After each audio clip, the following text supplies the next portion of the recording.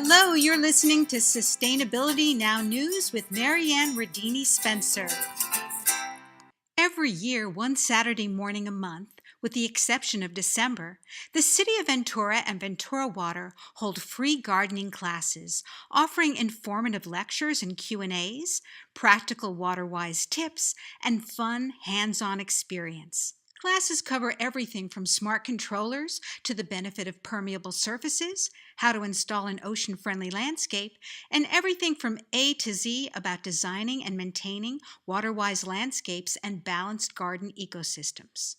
At a recent drip irrigation workshop that took place at a smart garden in Downtown Ventura, I spoke to Toro Company's Scott Donoho and asked what's the most important thing we can do in our landscape. Eliminate water waste. That'd be the number one thing. If you can find ways to take irrigation and see what you're losing to either sidewalk, driveway, or street, go to your clock and adjust your run times. Maybe put a second start time so you can allow the water to absorb before it trails off and is wasted. Now, what do you see people doing the most, where they need help the most, or things that they should do the most besides that? Is there any other area that when you look at yards and you say, oh my goodness, here we go again? Yeah, I would say the biggest thing that you can do before making any changes to your landscape is fixing your irrigation. Find out what's not working and make your repairs. Now, should a person, if they're thinking of taking out their lawn, do it? Do they have to make other alterations? Should they design their land and then put the irrigation in and then plant? I would say the number one thing is to think about what you want first. And if you want to remove your turf, by all means you can. Obviously, there's some things that you can do it on your own. But if you are wanting a bigger change, contact the C27 California licensed contractor. Okay, now what's the easiest way?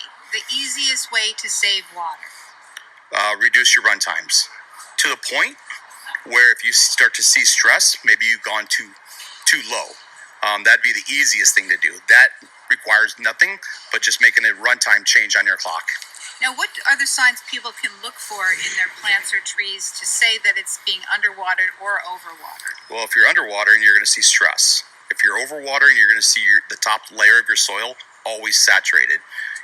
We don't need to see the top layer of our soil saturated because the roots are much lower than that.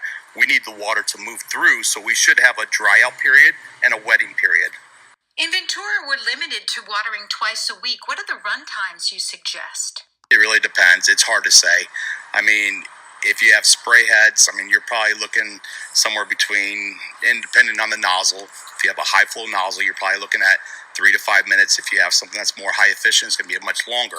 If you have drip, it's going to be even longer than that. Are there any tips you can give us on that right now?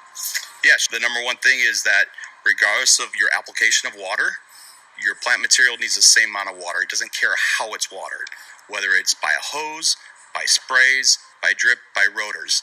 It needs the same amount of water. So if we can do anything, we can eliminate the waste of water. Find out more about the City of Ventura's free gardening classes.